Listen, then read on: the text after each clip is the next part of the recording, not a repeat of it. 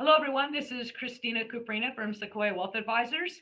Many of you have heard my economic reports on the economy as a whole. Today, I'd like to add an extra little tidbit feature on another area that is really important for many of our clients and people even outside of our clients. What's going on with mortgages?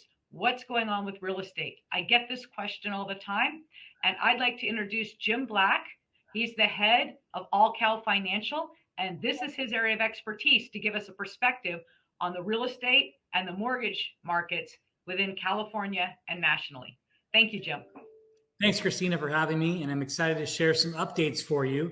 This is the mid 2021 real estate and mortgage update. Right now, we have seen interest rates creep up from their lows in the last 12 months. They're up about 1/4% higher. We're looking at about a 3% interest rate now for most 30-year fixed loans or long-term loans in the real estate market. What's been driving values in real estate have been one factor being the lower interest rates, but also the lack of inventory being created here on the West Coast.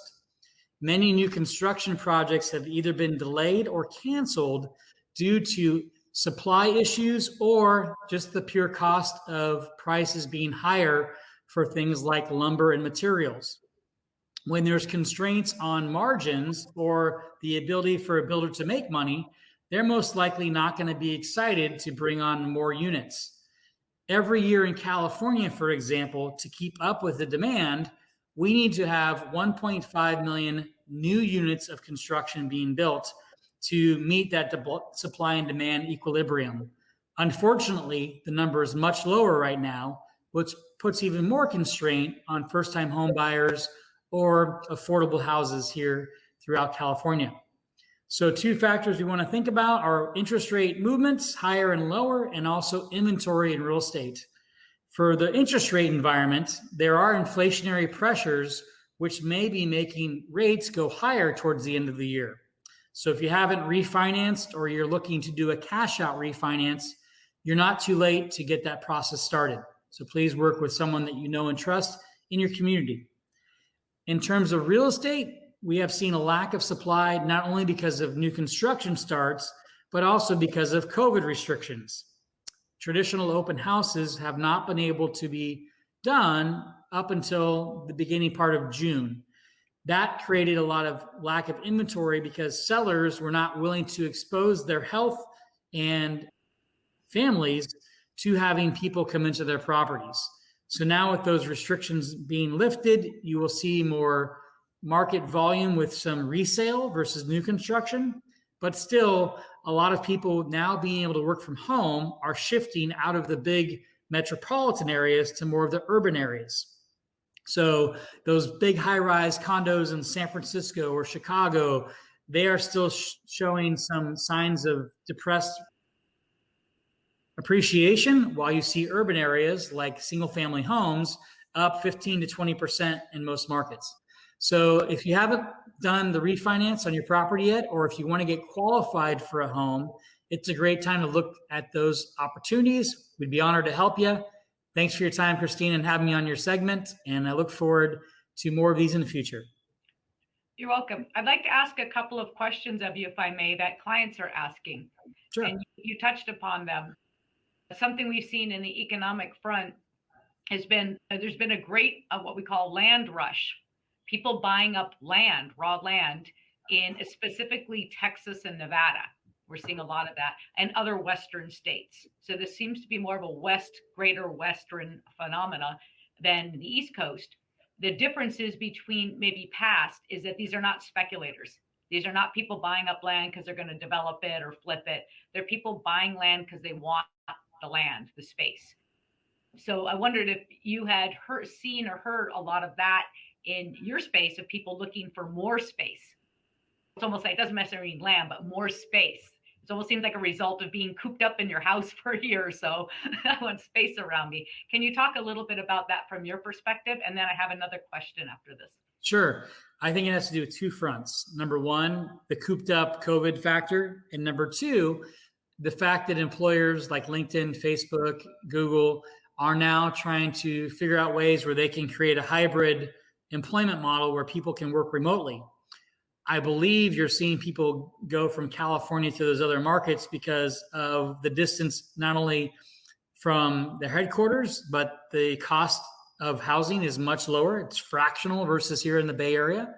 And also you can get on a flight anywhere and be somewhere in 2-3 hours, commute into the office via an airplane.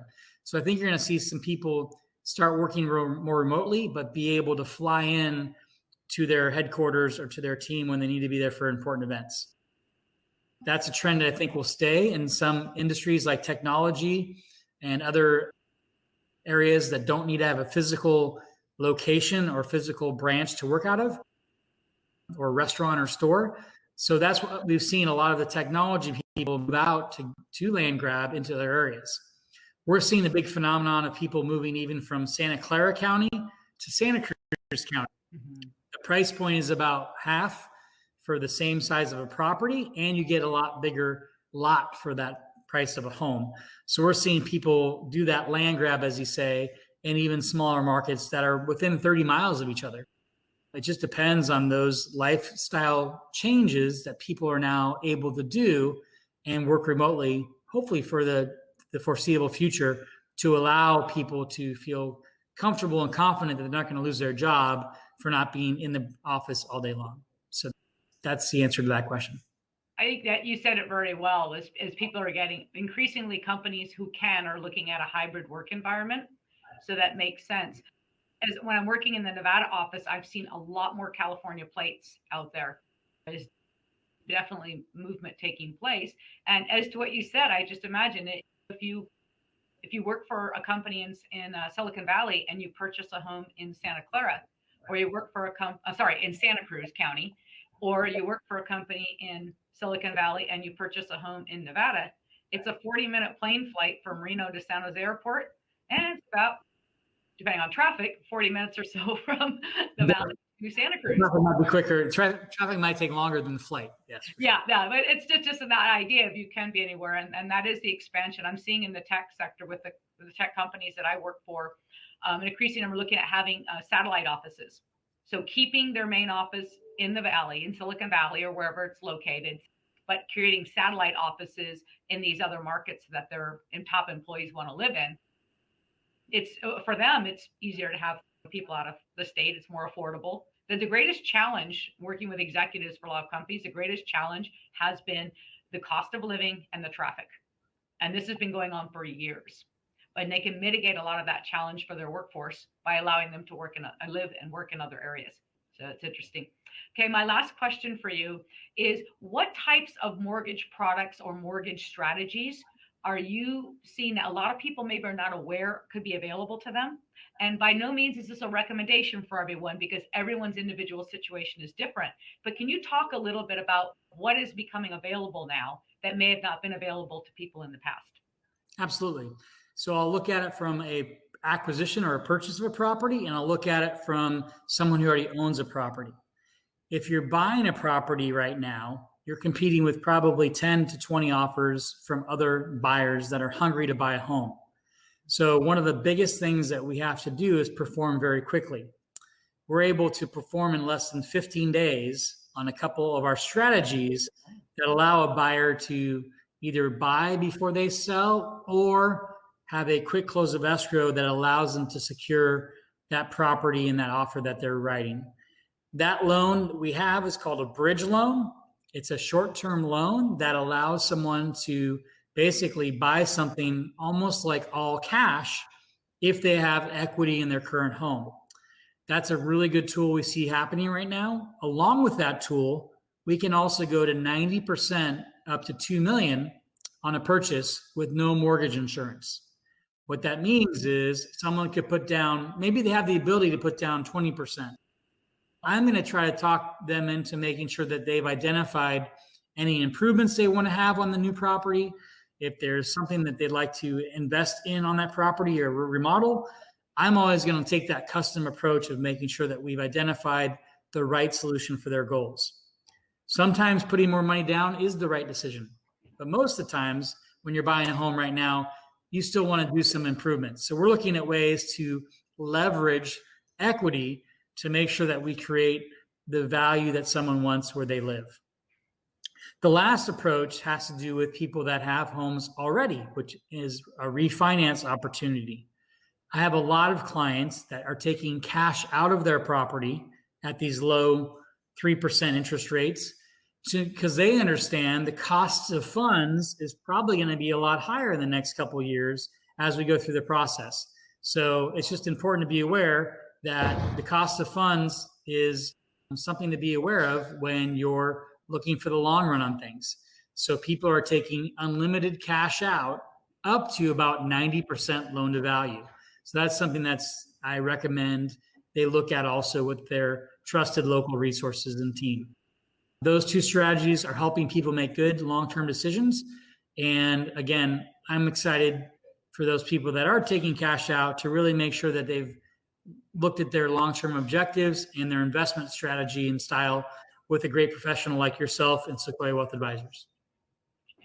Thank you, Jim. I really appreciate that. What you'd said earlier about a 1% increase, and correct me if I'm wrong here, a 1% increase in mortgage rates, 11% less affordability on the house. I think that is something really important to get out there for people that may be holding off on decision making. Now, again, holding off may be wise because of other things happening in your life or plan. But that consideration is because a mistake I hear all too often is people, I'll wait for prices to come down. I'll wait for the crash and before I move in. But even if prices decline, they would have to decline 11% to offset a 1% rise in rates. And with the Federal Reserve controlling largely interest rates right now, when they feel the time is right, they will slow down on their purchases of the mortgages, and that will cause rates to rise. In addition to the economy and inflation itself could cause that to happen. So you could lose out on affordability by waiting for prices to drop, but you also could be losing out on living the life that you want to live. As to what you said earlier, I can see a quality of life improvement for many moving to the coast. The only downside is, as you mentioned earlier, there's not a lot of houses out there. So it's very important to look at all of the mortgage options available to wrap that in with your financial plan and strategy to determine what is the best for you. It's about a lot more than the interest rate itself. Absolutely. Thank you for having me on, Christina. I look forward to your next update later. Okay. Thank you.